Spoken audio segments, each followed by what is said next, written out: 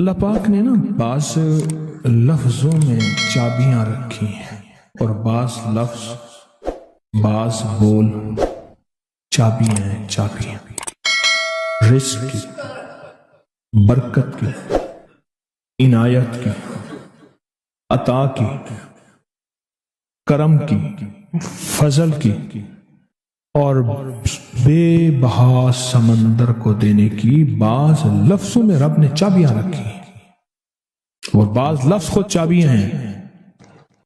رزق کی چابیاں، صحت کی چابیاں، برکت کی چابیاں۔ یہ سورۃ مائدہ کی آیت نمبر 114 یہ عنایات اور عطاؤں کو عرشوں سے متوجہ کرنے کی چابی ہے۔ یہ صرف روٹی رزق کے لیے نہیں ہے، من پسند کھانے کے لیے نہیں ہے، یہ تو اس کا ایک چھوٹا سا فائدہ ہے، یہ تو اس کا ایک مختصر فائدہ ہے۔ یہ بنیادی طور پہ اس کی رحمت، عنایت اور عطا کو متوجہ کرنے کے لیے ایک حیرت انگیز تحفہ ہے، حیرت انگیز تحفہ۔ اس کی عنایت، عطا اور برکت کو متوجہ کرنے کے لیے ایک حیرت انگیز تحفہ ہے۔ یہ رزق اور دولت کی چابی ہے، یہ برکت کی چابی ہے۔ بات بتاؤ، اللہم ربنا انزل علینا مائدۃ من السماء،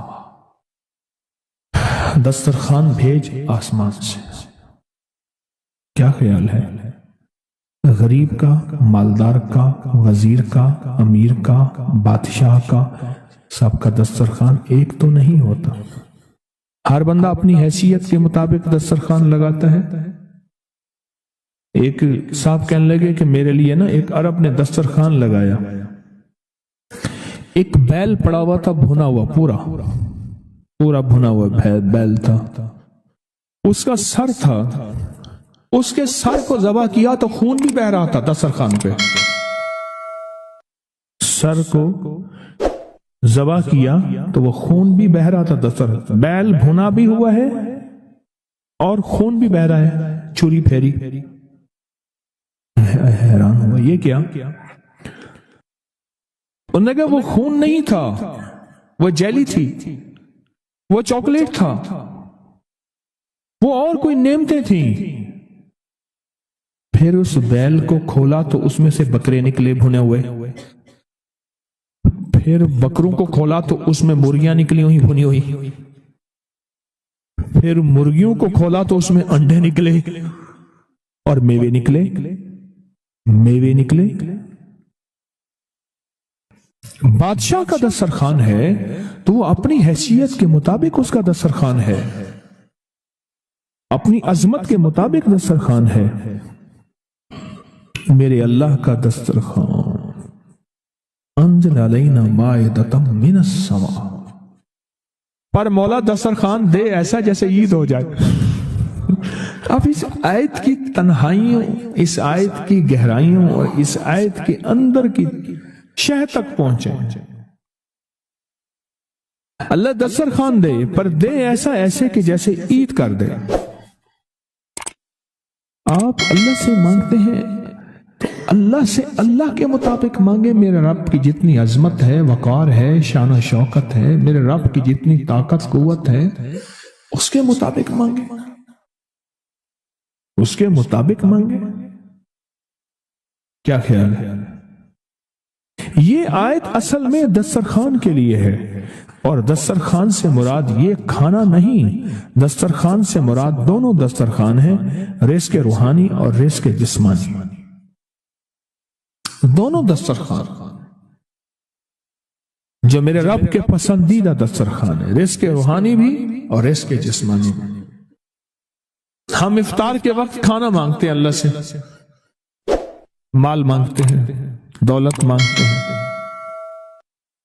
کیوں اتنی تھوڑی چیز مانگتے ہیں؟ اللہ سے رزق روحانی کیوں نہیں مانگتے؟ اور جنہوں نے رزق روحانی مانگا تھا، ایک اللہ والے تھے، ان کے خلیفہ تھے،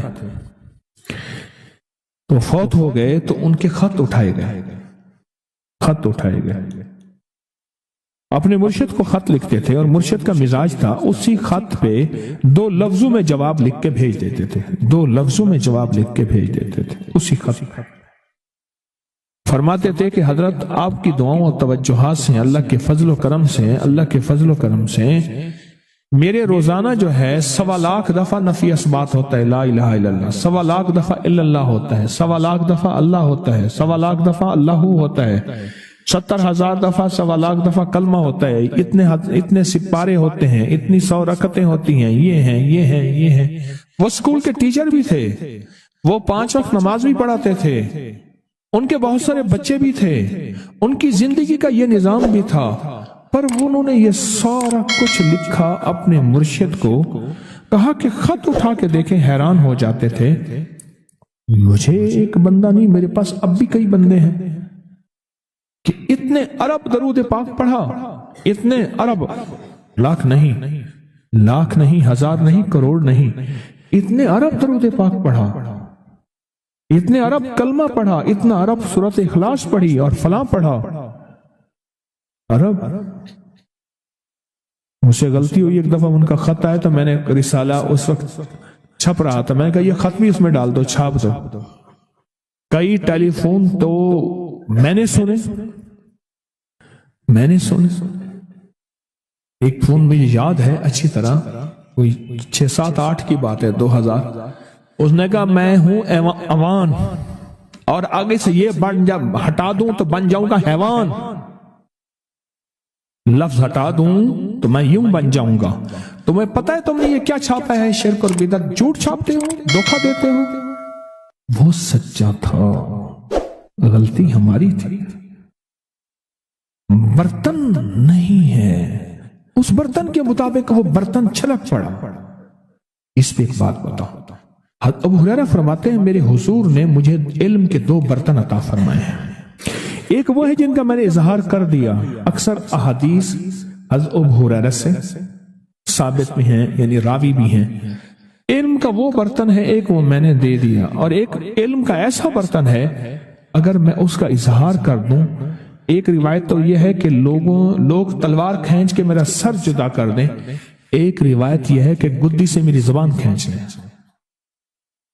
میں نے وہ علم کا برتن چھپا کے رکھا، ان کا خط تھا کہ اتنا سوالا، انہوں نے اللہ سے رزق روحانی کا دسترخوان منوا لیا تھا کہ اللہ یہ دسترخوان تیرے خزانے میں کمی نہیں ہے، یہ دسترخوان مجھے عطا فرما۔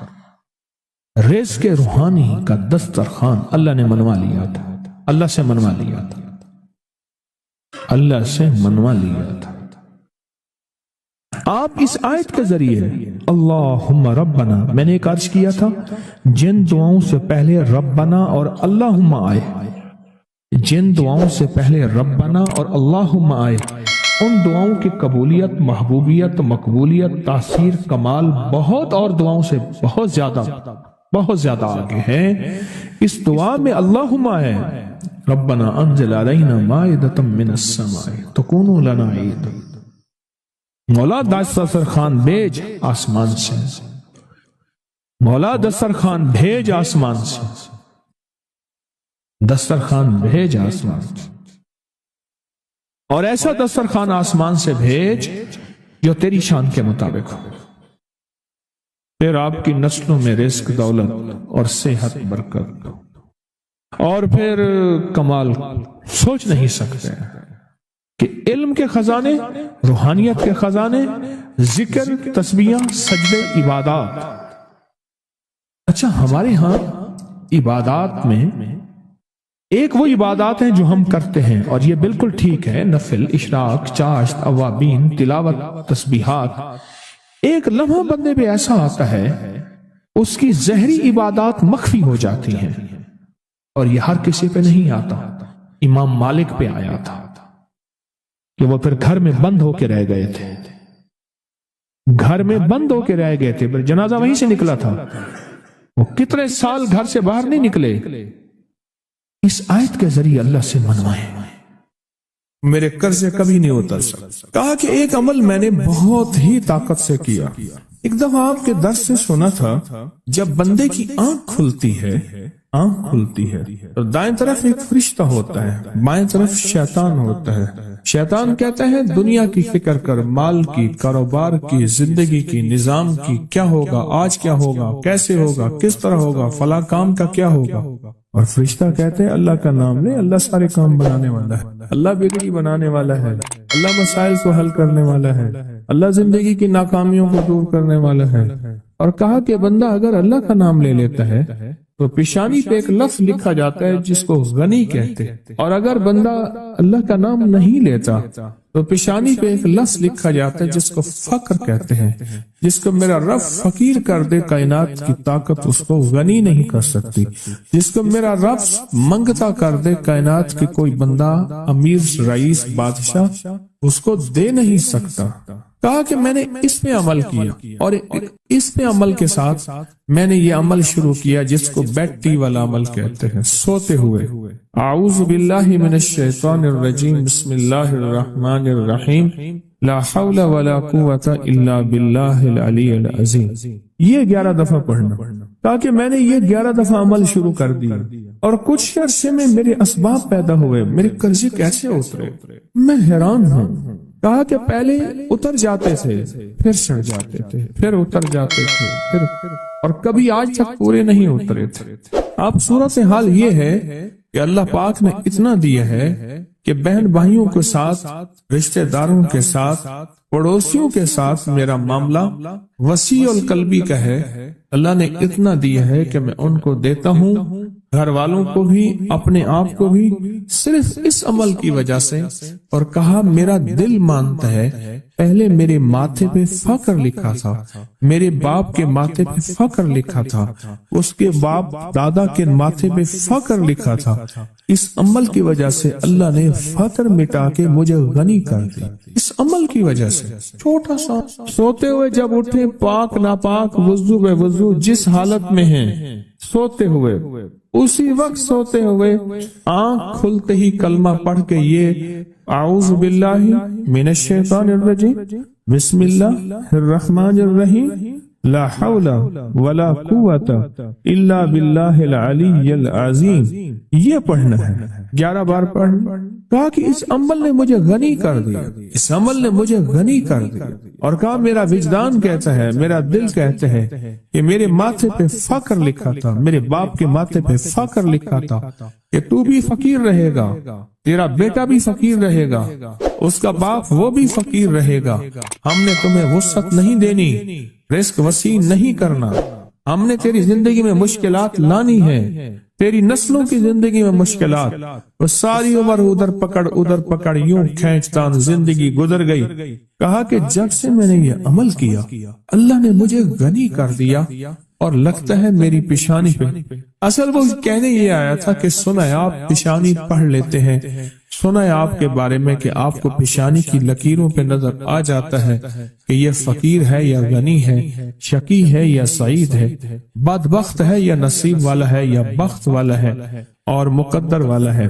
آپ مجھے یہ دیکھیں، کیا میری واقعی ایسا ہو گیا ہے کہ میرے مطابق تو میری پیشانی سے جو فقر تھا وہ ختم ہو گیا، اب غنا آ گیا ہے۔ اس کا اپنا خیال تھا، اس کا میرے بارے میں ایک اچھا گمان تھا، مجھے تو ایسا محسوس نہیں ہوتا کہ میں پڑھ لیتا ہوں۔ یقین جانیے یہ عمل ایسا ہے، بہت طاقتور عمل ہے، یہ عمل اتنا قوت والا ہے۔ کیوں؟ یاد رکھیں، میں نے آپ کو بتایا تھا جو ایک دفعہ بسم اللہ پڑھتا ہے کیا ہوتا ہے، اس کی رات بتایا تھا 10,000 نیکیاں، اور اس کے نامہ اعمال میں 10,000 برائیاں۔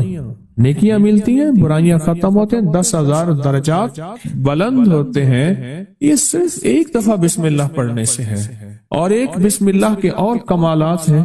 اور جب بندہ اعوذ باللہ من الشیطان الرجیم پڑھتا ہے تو پتہ کیا ہے، اعوذ کہتے ہیں اصل میں چھتری کو، کہ مولا میں ڈھال میرے پاس کچھ نہیں، میں نہتا ہوں میرے ہاتھ کچھ نہیں، تیری طاقت ہی ہے جو میری چھتری ہے، میرا سنبھال ہے، اور میرا ڈیفنس ہے، اور میرا دفاع ہے، اور میری حفاظت ہے۔ مولا میری بس ہو گئی ہے، اب تو آ کے میری حفاظت کر، میرے بس میں نہیں ہے، کیوں؟ طاقتیں زیادہ ہیں، قوتیں زیادہ ہیں، جنات شیاطین ہیں، نہ وہ نظر آئے نہ ان کے وار نظر آئے۔ بندہ نظر آتا ہے نا تو بندے کے وار بھی ساتھ نظر آتے ہیں، وہ ہاتھ سے مار رہا ہے، لاٹھی سے مار رہا ہے، اینٹ سے مار رہا ہے، بندوق سے مار رہا ہے، خنجر تلوار سے مار رہا ہے، مولا اس کے تو نہ وار نظر آتے ہیں نہ اس کے یا خود نظر آتا ہے۔ اے اللہ بس اب تیری رحمت آئے گی، تو آ جا۔